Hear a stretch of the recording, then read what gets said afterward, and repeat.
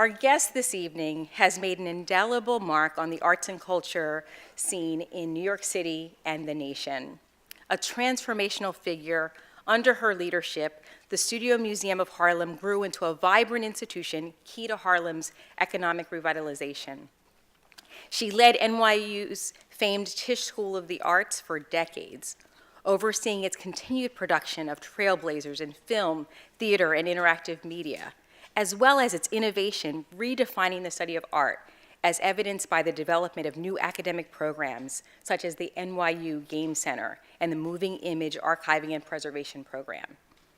At President Barack Obama's request, she served as vice chair of the President's Committee on the Arts and Humanities, reaffirming the arts as one of the ingredients essential to effective public school education. 3 years ago, she stepped in and stepped up to lead one of our nation's most prestigious institutions, Spelman College, a historically Black liberal arts college for women. There, she recently secured a multi-million-dollar investment to fund, no surprise, art history and curatorial studies, undoubtedly ensuring diversity and inclusion in that critical area for decades. Her latest book, which she will share with us this evening, reveals her passion and tenacity as a scholar and art lover. In it, she expertly provides us with the historical context of and personal insight into the life and work of one of America's most renowned 20th century artists.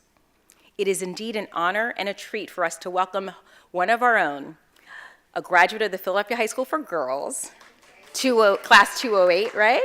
And Swarthmore College, back home with us tonight. Ladies and gentlemen, please welcome Dr. Mary Schmidt Campbell. Thank you very much, Lori. It's great to be here at the Philadelphia Free Library. When I was in high school at Girls High, where are my Girls High classmates? Hi!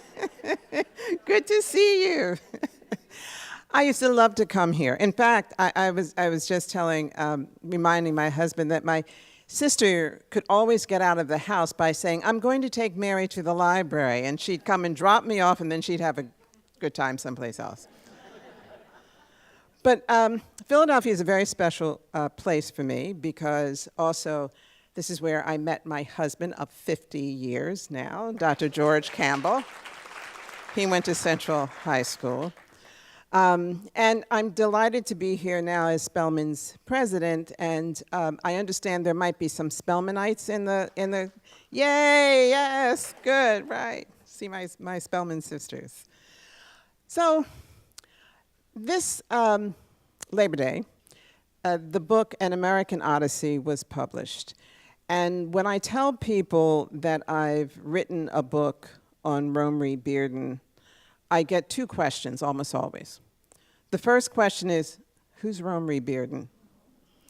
And the second question is, why did you want to write a book about him? And I've thought about that question many, many times, and what I'd like to do this evening is to give you the many reasons why I decided to write a book about Romare Bearden and what his art has to say, not only about Black culture, but about American culture in general.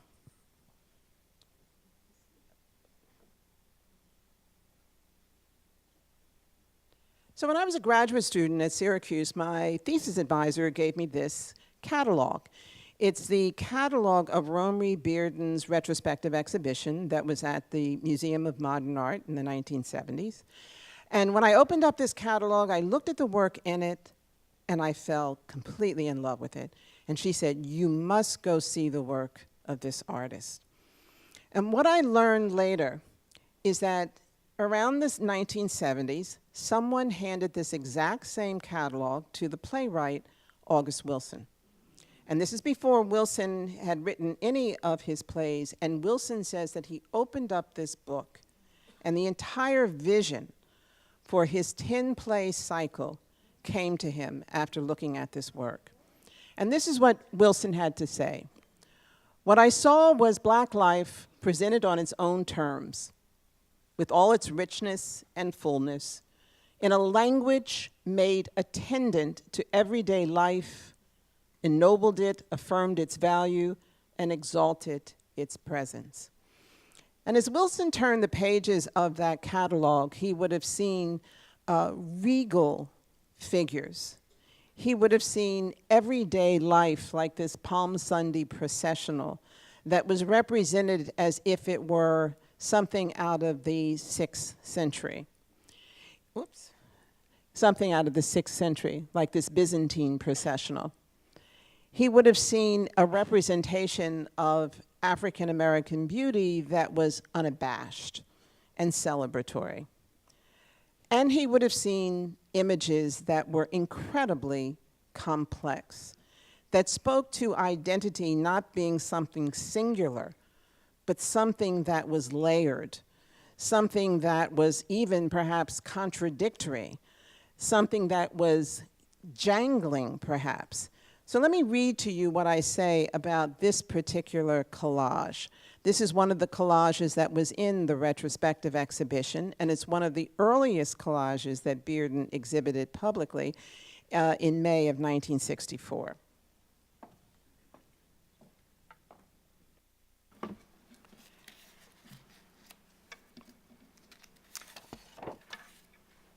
The setting Bearden has constructed, like a hastily assembled puzzle, is a clash of incongruities. On the left, you can see it over here, a black and white news clipping of a white man in a business suit is plastered to the wall. On the right wall is what looks like a yearbook photograph of a young black woman. A white Santa grins cheerfully from a television screen. Bearden has made use of a snippet of a reproduction of a painting, a formal chandelier. You can see that up at the top, very top of the image, to define its improbable presence as light fixture in the down-at-the-heels interior. He represents the food of the meal as magazine clippings, and the jarring combination of white woman, black woman, African artifact, you can see that in the face of the woman, television image, photos of a suited white man and a young black woman, snippets of painting all jammed into a cramped space, create the explosiveness of cultural collision. Who was this artist who could assemble so many disparate elements in his work into a unified visual text? It was clear that in anchoring his vision in Black culture, he was also making a larger statement about culture in general. So that was one of the things that I wanted to explore. Who was he? Who was this artist? Where was he born? What was his life like? What were his sources of inspiration? What did he have to say about Black culture? What did he have to say about culture in general? So let's take a look at Bearden's life, some biographical facts of his life before we take a look, a more extended look at his artwork.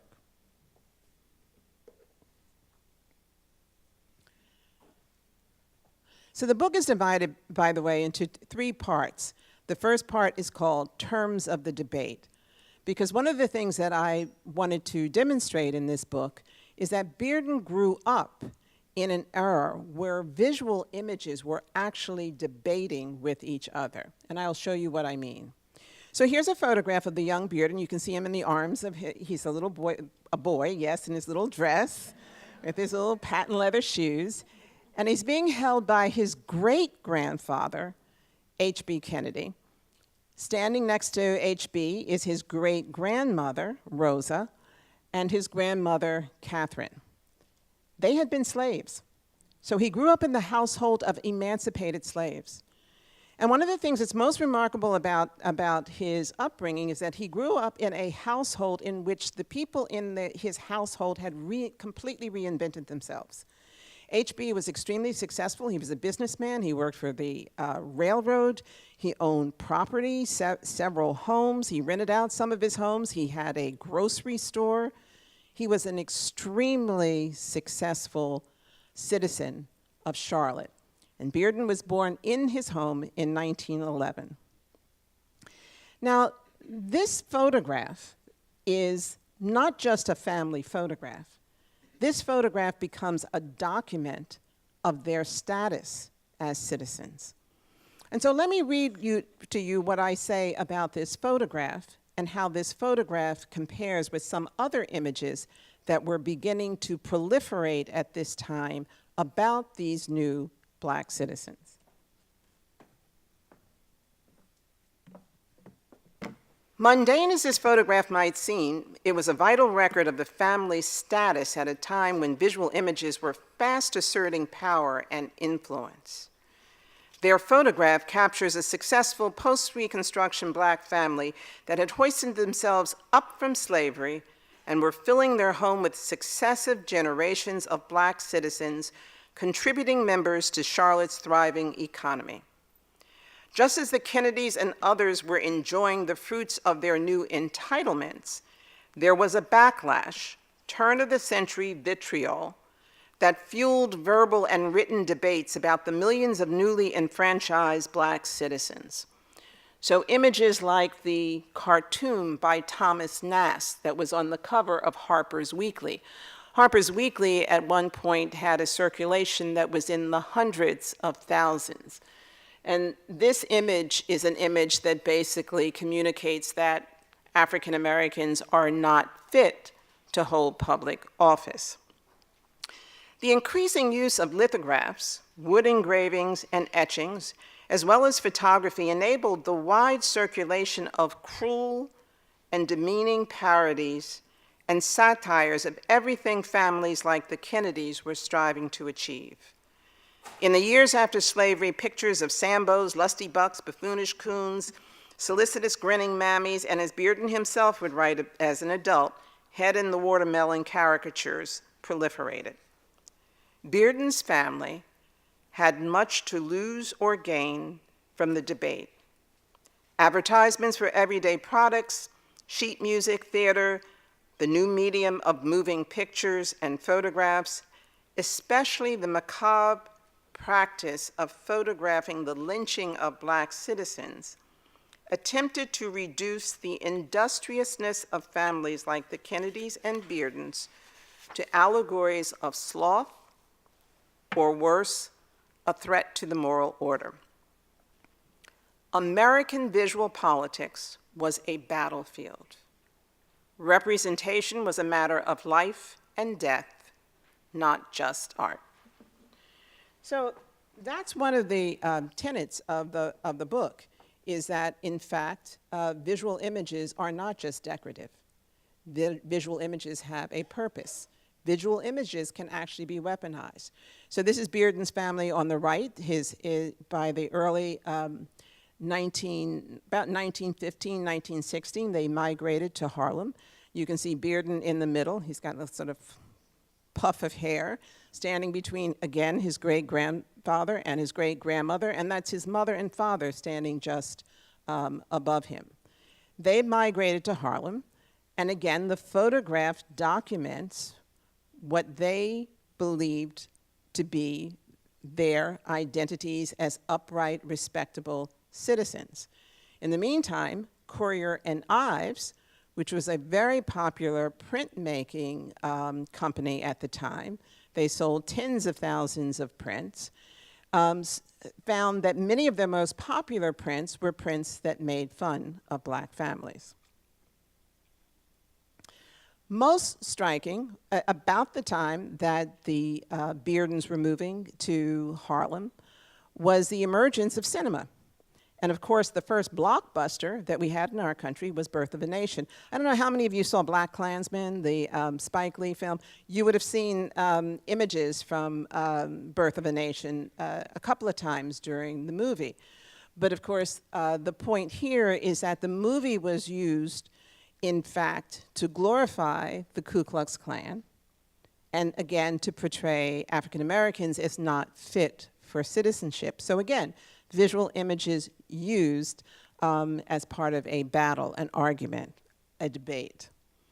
And the most horrible aspect of our history as a country was not only lynching, which was bad enough, but in fact, the practice of photographing the act of lynching, selling the photographs as postcards, either mailing them through the mail or selling them post facto after the fact. There was also reference to that in Black Klansmen, if you recall. So, constructing visual images then became very important in our country, in our culture, in the culture of African Americans. And Bearden had the great good fortune to move with his parents to Harlem, which is the Black cultural capital of the world, and that was a place where visual culture flourished. It flourished in almost every aspect of life that you could imagine. This is one of the first protests that was conducted by African Americans on Fifth Avenue. It was called the Silent Protest. And when James Weldon Johnson gave instructions for the protesters, he told them all to show up in white dresses, the men to wear suits and boaters, straw boaters, and they walked down the street silently to the sound of muffled drums. And James Weldon Johnson had said that it looked like a black and white movie that was unspooling before their eyes, because he knew that in order to capture the attention of the public, he had to create a dynamic visual spectacle.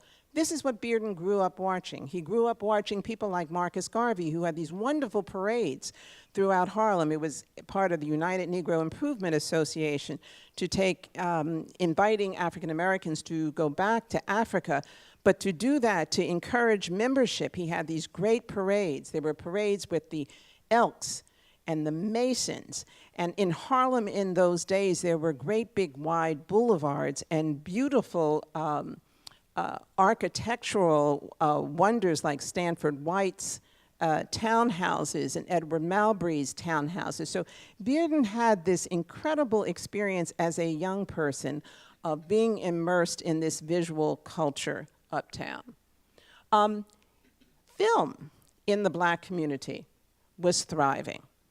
Oscar Michaud made dozens of films, and Bearden's mother, you can see her name, Bessie Bearden, had a bit part in one of Oscar Michaud's films from 1921. The film is lost now, but we do have the playbill, and so we know that she had a part in the Gunseless Mystery. Oops. And then there was his mother. His mother became one of the principal members of the Harlem social and political scene. She started out as a ticket taker at the Lafayette. Then she became a correspondent with the Chicago Defender. She became the chairman of the school board. She was the first woman to become a school board chair, and ultimately the deputy tax collector. But the most important thing that she did, she opened up her home to all of the writers, the musicians, the actors in Harlem of the day. And Bearden has written and said that he would come home and there would be Fats Waller sitting in his living room, or Duke Ellington, or Langston Hughes, who had brought Garcia Lorca into his mother's parlor. So in fact, through her, he had this incredibly rich understanding of the intellectual and artistic potential of Black culture. And Bessie Bearden was also an incredible political activist, because in the early 20th century, African Americans were mostly Republicans. It's hard to imagine, isn't that? That's what, wow. But it was the party of Lincoln. But with the advent of the New Deal and Franklin Delano Roosevelt, she became one of the activist women who went all over the state of New York to convince African Americans to switch their party loyalty from Republican to Democrat. So she had real power. He was in a household of real power, real creativity, real intellectual conversation, and an environment that was incredibly rich. He spent he spent several years of his early childhood in Pittsburgh. This is an article he wrote later as an adult about the steel-making environment of Pittsburgh, a very different working class environment from the more kind of glamorous aspect of Harlem. But it gave him a depth of understanding of Black life as a result of working. He lived with his grandparents in Pittsburgh in a boarding house. And there would be as many as 20 or 30 men who had left their families down south and who had come up north to work the steel mills, get enough money to send back home. And he understood how grueling and challenging that life was for African Americans. By the time he graduated from high school, in 1929, the Depression had hit. So he was a very privileged young man to be able to be entering college in 1929. He started out at Lincoln University. He only stayed there for a year. He actually went to 3 different colleges. He went to Lincoln for a year, then he went to Boston University for a couple of years, played baseball at Boston University, and was very good at it. In fact, was recruited for professional baseball, but turned it down because he would have had to pass for white, right? Because there weren't black baseball players back then. And finally, he graduated from New York University in 1934. But even in 1929, you can see on the masthead of their Lincoln news staff, he's listed as cartoonist. So he's begun to show very early on an interest in cartooning, in drawing, not yet fine arts, but certainly in drawing. And he is a cartoonist at Lincoln, at Boston University, and at New York University. He graduates from New York University in 1934, so we're now in the heart of the Depression. He takes a job as a caseworker, and this is what I find phenomenal. For the next 30 years, he has a full-time job. And not a job where you sit at your desk. He has a job as a caseworker. So in the middle of the Depression, he has to go into apartments. He has to help people who are about to be evicted. He has to help people in situations of intense overcrowding. He has to help people who are unemployed. The unemployment rate in Harlem during the Depression was 50%. It was 33% throughout the country, but it was 50% in Harlem. He had to help people who were dealing with incredible health issues every day, 5 days a week. So whatever art he did at the end of the day. He would come home, get out of his work clothes, and go to work. So that was his life. But again, he was coming back to a Harlem that was still filled with incredible creativity because of the New Deal. Because the New Deal provided artists with the capacity to be supported. So an artist like Aaron Douglas could flourish.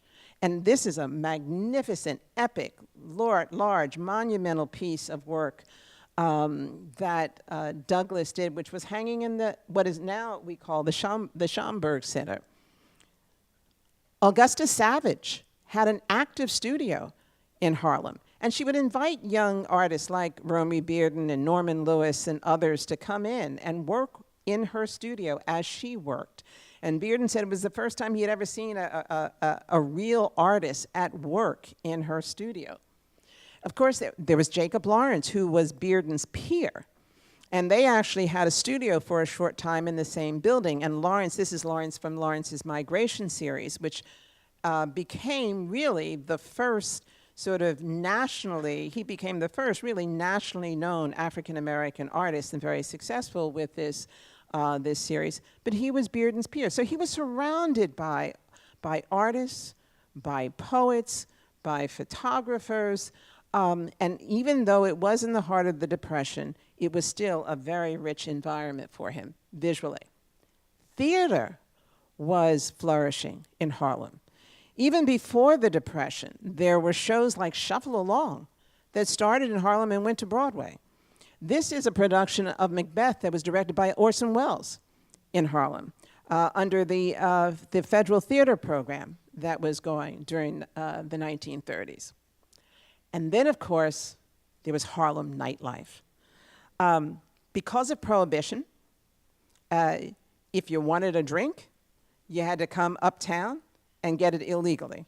at one of the joints. And this is a map that was done by the cartoonist E. Sims Campbell that sort of maps out all the places that you could go. Connie's Inn, Cotton Club, the Savoy, Smalls, Paradise. Some of them were segregated, and some of them up until a certain time were for whites only. And then after a certain time, many of them would open up to anybody who wanted to come. And some of them were exclusively for blacks only. So it did bear some of the Jim Crow segregation that was rampant elsewhere in the country, but still Harlem was a place that was attracting people from all over the world. We know now that Henri Matisse came to Harlem. And if you haven't seen the show Posing Modernity in New York City, that tracks the attraction between European modernists and particularly the African-American female body, please go see that show. But one of the discoveries was that Matisse actually used to roam the streets of Harlem and visit the cabarets. So in fact, Bearden had a chance to visit the Cotton Club, to see musicians like Cab Calloway, to watch the women dancers and choreographers. We know that they had an international impact. We know that, for example, there were male impersonators.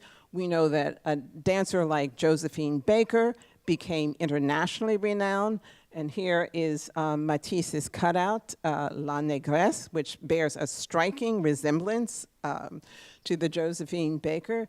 So we know that he had, through the Depression, through these years, there was a visual culture, despite the fact that there were all these demeaning caricatures and parodies that were happening in the mainstream community. Bearden had a visual culture in Harlem that was incredibly rich. And he doesn't use it at first, but it's something that kind of lodges in him and becomes almost like part of his DNA, and he will call on that much later, and I'll show you examples of that much later in his more mature work. In 1934, having just about to graduate from college, Bearden is definitely an artist now who connects himself as a race man. And he says in an article that he wrote for Opportunity, if it is the race question, the social struggle, or whatever else needs expression, it is to that the artist must surrender himself. An intense, eager devotion to present everyday life, to study it, to help relieve it. This is the calling of the Negro artist. And so he very much identifies himself as a Negro artist. And in that role, he does cartoons for the Baltimore Afro-American. I learned in the course of doing this research that the Baltimore Afro-American had a readership that exceeded the readership of the New York Times in its day. Now, that's different from a circulation. Why? Because one person would get the newspaper and pass it on to the next one, to the next one, and to the next one, and the Pullman porters would pull the newspapers up into their trains, and they would distribute them throughout the trains. So, in fact, Bearden was a cartoonist for several years for this paper, so it means that his cartoons got wide readership, and he pulled no punches. He's representing the Ku Klux Klan, and you'll see on the sleeve of the Klan a swastika. And he's making the analogy between the domestic terrorism of the Klan and what is being identified as the rise of fascism in Europe. He did this for several years and then turned to painting. And his paintings are very serious. The palette is very muted. They're what I would call social justice paintings. And that was a style that was very popular during the WPA era. When he had his first show in 1941, the paintings that he exhibited at that time were all in that style. The figures are very wooden, the scenes are very bleak, and he's clearly an artist who wants to communicate and convey the condition, the social conditions of African American life.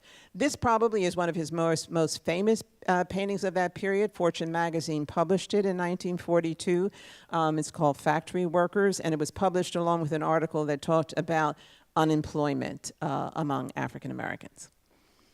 And then the war came, World War II came. Bearden enlisted. Shortly after he enlisted, his mother died, very suddenly. And this is a woman who had been not only the center of his life, but the center of life in Harlem. Shortly before she died, there was a major riot in Harlem, 1943. There actually had been one in 1935.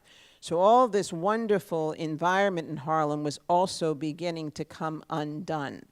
As the Depression wore on, conditions worsened for African Americans. Many artists started to leave Harlem. Prohibition was repealed. So the reason for coming up to the nightlife in Harlem went away, and Harlem began to deteriorate very quickly. And Bearden went into an army that was segregated. The army during World War II was completely segregated. And he has written many letters to convey his sense of desolation and isolation during the years that he was in the army. And during those years, his art began to change. He begins to go into the phase which I call the Negro artist's dilemma. And what do I mean by that? He begins to ask himself, well, am I an artist or am I a black artist? Well, if I'm a black person, does that mean I have to be labeled only as a black artist? Can I just be an artist? And he begins to question whether or not race and the representation of race in the life of black people is something that he should champion as an artist. And his art changes radically. And the first series that he paints that is a radical departure from this is a series called The Passion of Christ. And it's a series that's based on the Passion of Christ. And this is He is Arisen. And he paints begins to work on that while he's in the army. A very important gallerist sees this and exhibits it in Washington, D.C., and a very important gallery dealer in New York City sees it and brings him into his gallery. And Bearden, for the next 20 years, is an abstract painter. For the next 20 years. So he underwent a complete transformation from the work that he had done when he first started out as an artist. He began to paint series that were based on the Bible, on literature, on classical literature. This one is based on Garcia Lorca's elegy for a fallen bullfighter. He paints a series based on Rabelais, a series based on the Iliad. And you can begin to see that he begins to pattern his compositions after classical Renaissance paintings. And he begins an intense period of studying painting. He would copy paintings, one painting after another. He said he was too shy to go into the Met and copy them in the museum, but he would photograph them and he'd put them up on his easel and he would copy them one after another. And this intense period lasted, for at least two decades. But what I found was interesting is while he was being an abstract artist, while he's studying Western painting so closely, he's still nagged by this whole issue of representation, of how we're represented. And he writes this article in 1946, and he says, "It is the privilege of the oppressor to depict the oppressed." Consequently, the picture of the Negro was that of a shiftless, dim-witted buffoon. This concept was one of the means of keeping the Negro in his dark corner. And if you read that article, what he says is that the way we have been represented blinds people from seeing the truth.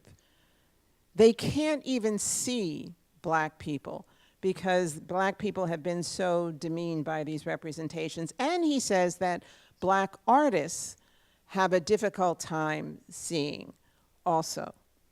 And so he decides that the way for him to deal with this is to be not primarily a Negro artist, but an artist. And he holds fast to that belief for about 20 years. This is the last series that he would paint in that period, around 1948. It was a series based on the Iliad. And then he gets dropped by his New York gallery. And because his New York gallery thinks that paintings like this look too much like Picasso's Cubism. And they say that he's retrogressive because, of course, abstract expressionism is beginning to develop. And so American artists are painting on a much larger scale. They're not using figures. They're not having a foreground and a background. They're using this all-over approach to painting. And then all of a sudden, Bearden finds himself without his New York gallery, and he finds himself now with Harlem at a point where Harlem has dissipated as an artistic community.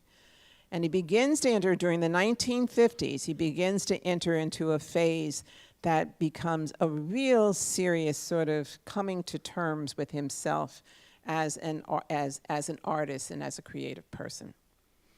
And so he goes to Paris on the GI Bill. He leaves the United States. He gets a leave of absence from his job as a caseworker, and he goes to Paris. This is, in order to be eligible for the GI Bill, you have to go to school. So he actually had to enroll. He had to enroll at the Sorbonne, and he had to go to a couple of classes, but of course they don't take attendance, right? So he would show up in one or two classes, but he really had a good time in Paris. And he totally and completely fell in love with Paris. Because it was a great time to be in Paris. He would say that he would go and listen to James Baldwin read excerpts from his first novel.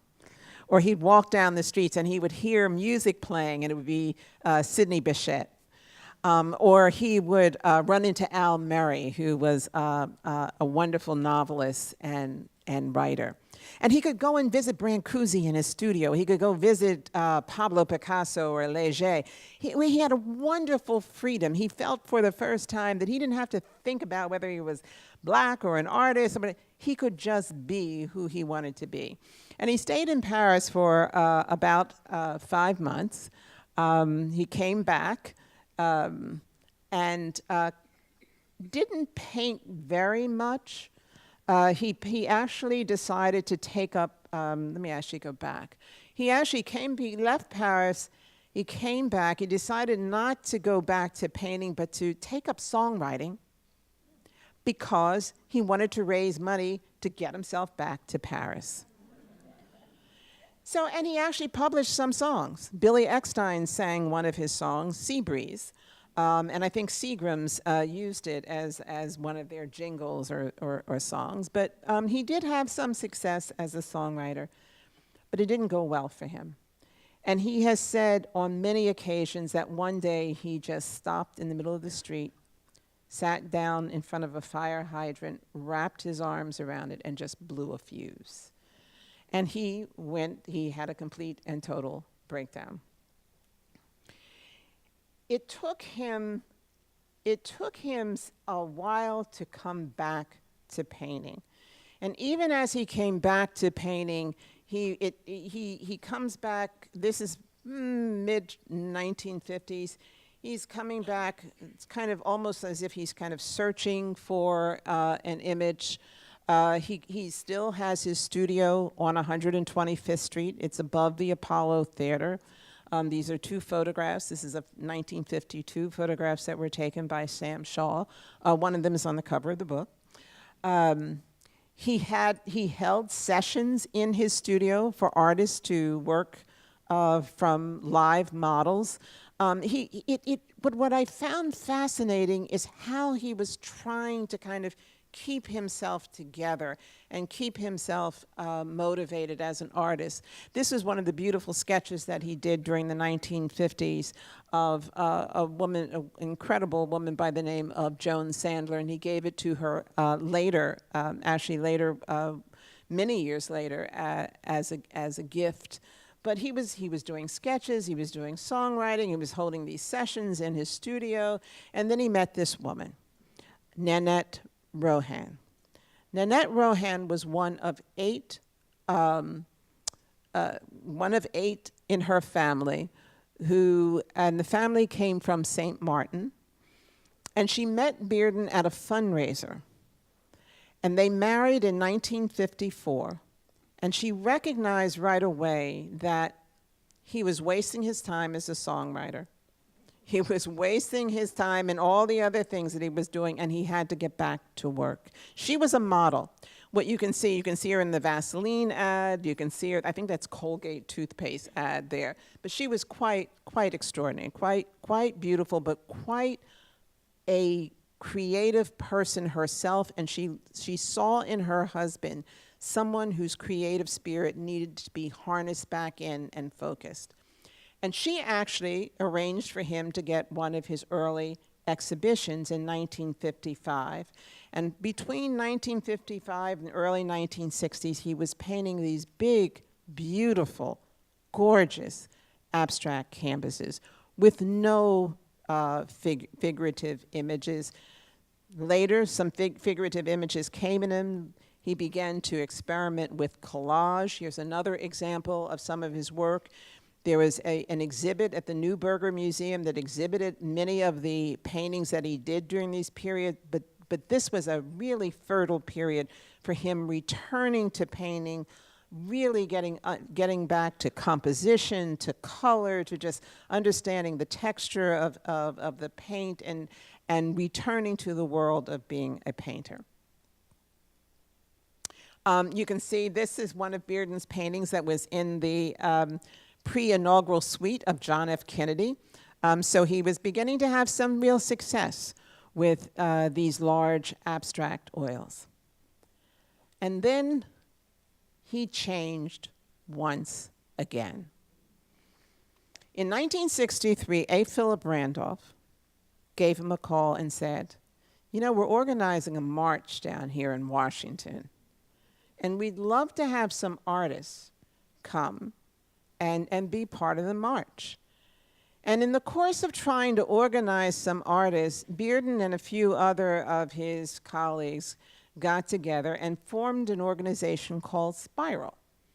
And it was a collective of black artists, and it was the first time, this is 1963, summer of 1963, it was the first time in almost 20 years that he had made an effort to gather together a group of black artists. They were mostly men. There was one woman, Emma Amos, an incredible artist who joined them. But in the course of their conversation, trying to figure out what does it mean to be an artist, to be a black artist at this time in the civil rights movement when all this churn and change was taking place, Bearden came up with the idea that as a group, they should do collage. And he tried to get the group to work on a group piece, and they were having none of it. So he went back and did his own collage. Now, I showed you this painting, this collage at the beginning, and I just want to make the observation that this piece, this work, is really not much bigger than this. It's a little bigger, but it's a very small piece. And the Congress on Racial Equality was having a fundraiser, and they said, we need some pieces from artists so that we can raise money. And this is the piece that Bearden put together for CORE. That was in May of 1964. And then in October of 1964, using this same principle, and again, this is a relatively small piece called The Street, He's still clipping and cutting bits and pieces from magazines and newspapers and putting them together and capturing really the energy and kind of defiance and assertiveness of the era. And he decides to photograph them in black and white and blow them up. And this became, he was doing this all on his own. He was still painting his, his big oils. And his dealer came and saw this and said, "This is your work. This is your work." And so they put together an entire exhibition of his projections. And if you, I wish I could have been in that room, but I was still at Girls High, I think. But you can get a feel from the photograph of how the energy that came from this. And one of the most striking things about these projections as you look at them is that you're not just looking at the figures in this piece. They are looking at you. And this sense of his coming to grips with the very act of seeing becomes part of what he begins to include in his artwork. This notion that the act of seeing itself is not passive. It has an element of engagement, in this case, perhaps even indictment. And so that all of a sudden he has put his images in a different relationship with their viewer. And you can see that in particular in this piece, which is just called Untitled. Now this is 1964. There are two figures up on the roof. Actually, Bearden and Al Murray used to stand on the roof of Lenox Terrace a lot and look down. But there are two figures sitting up on the roof on the right-hand side, the Statue of Liberty, and he has planes going into buildings. This is in 1964. And a sense of divisiveness and anger and clash. And Bearden at this point is really capturing, channeling much of the change in perception and understanding of identity and culture that was taking place at that time. This is an untitled piece of about 1964. Magazines and periodicals would often ask him to do their cover because they felt as though he got something about the city. This is cover of Time magazine in 1968, and Lindsay was in big trouble in New York City, and he just pictures the entire city falling down around Lindsay with like a frieze of students above it. It was during these strikes, during the school strikes in New York, and also the strikes of the sanitation workers, and I don't know who all else was on strike, but New York was pretty chaotic in 1968. As you can see, New York, the breakdown of a city.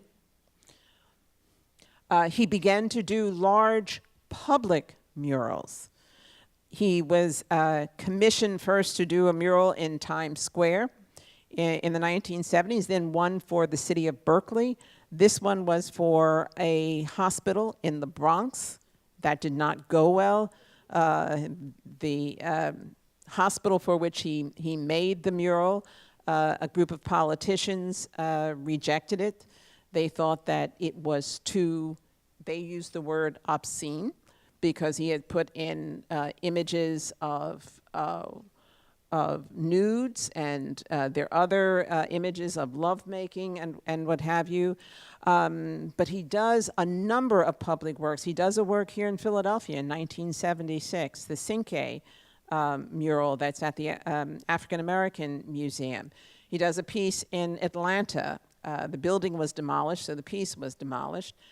In Baltimore, he does a beautiful piece for the subway, as was the case for Pittsburgh. So his public art, he becomes a much more visible public artist during this period. He becomes a collaborator. One of the things that I found that was truly extraordinary was the number of artists with whom he collaborated. This is with Diane McIntyre, who is a dancer and choreographer. Bearden collaborated with Alvin Ailey.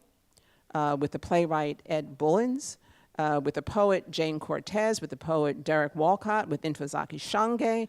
Magnificent collaborations. He was an intensely collaborative artist in the last decades of his life. So what I'm going to show you to close this up are just some samples of the work that he did subsequent to the projections. The projections were the first introduction of his collages. They were in 1964. But after that, he didn't photograph his collages in black and white. And he stuck primarily to color. And I'm just going to show you the images and the sources, because here you can see the deep richness that August Wilson was talking about. Bearden draws on all kinds of sources, on religion, on ritual. He draws on the evenings that he spent at the cabaret scene. He has done series on the blues and on the history of black music. He has drawn on black folklore. This is a conjure woman. Conjure woman is a very frequent figure in his work. He says that a conjure woman is powerful. She can change her figure. She can make people do things. I always thought that was because he had a lot of strong women around him, like his mother and his great-grandmother and his grandmother and his wife. But he has these images of powerful images of women of magic. Classical images. He draws on classical literature. The Odyssey series is a series that he comes back to over and over and over again. This image of Circe is from the Odyssey. And here he has blended the image of the Odyssey with the image of a conjure woman. Just the simple everyday life of a woman working in her garden making the magic. This is called Model Sweet's Magic Garden. Oops. And one element that I confronted in the book was the fact that although August Wilson speaks of Bearden's images being noble and dignified and all of that, throughout his collages, there is a very strong motif of what I call just the raunchy and the racy. And part of his it seems to me that part of the liberation that he experienced when he started working into collages is he just decided, I'm going to make the images that I want to make. And this is one of the images that he had in one of his autobiographical series. So I'm going to end with a look at one of the few paintings that Bearden has identified as a self-portrait. He has maybe 2 or 3 images that he said are self-portraits, but this is very formally part of an autobiographical series, part 2, the 30s, and it's artists with painting and model. You recall I showed you the photographs from the 1950s of Bearden in his studio with model. So he has chosen as his self-portrait, the location is his studio, and that is him almost faceless. If you get up very, very close to this painting, you can see that there's a sort of bare sketches. And this actually is quite a large painting, 44 by 56. So this is a collage, so this really is kind of a much more monumental size. And he has on his easel a painting of his from 1941. And it's as if he is saying that as an artist, he has spent a lifetime being in conversation with his own art. And in that conversation, he has been in conversation with his art, and he has been in conversation with art of other ages and other people, even as he is using the live model empirically. And if you can see right down at the feet of the easel, he has sketches. To the left of the sketch, you can barely see, it's kind of like a Benin head, and you can see a pencil and scraps of paper. It's as if he wants you to see all of the elements that make up his art. So here's a close-up of the scrap of paper, and you can see that he has related the Benin Mask to the figure of the woman whom he's sketching. Here's that sketch that you saw earlier of Joan Sandler, and you can see it's almost identical to the sketch that's up in the right-hand corner. The Benin Mask that was on that sketch is something he clearly has been looking at the symmetry and balance and elegance of African antiquity, and he referenced that as one of his sources. And you can see just below his elbow, just if you look behind his elbow, there is a little bit and piece of Duccio. He references the time that he spent studying Western European painting as well. And so he's bringing all of those elements into his studio and understanding that as he's having this conversation with his art, he is free to choose whatever it is he wants to choose for it. And this is a photograph of me with hair. And that's Mr. Bearden. And I just put that up because he was, for all of his, by the time that he died in 1988, he had won every single possible award you can imagine. But he always had time for young artists, for young curators, scholars, anybody. He went out of his way to help anybody. It was as if he didn't want anyone to have the same kind of isolation that he once felt as an artist. So for all of what he did as an artist, he was also an incredibly generous mentor to the young artists and scholars who were around him. I used to think I was so special, right? Until I met about 24 people for whom he had done exactly the same, been very supportive. And this comes from the epilogue in the book. The proliferation of visual imagery has accelerated exponentially since Bearden's death.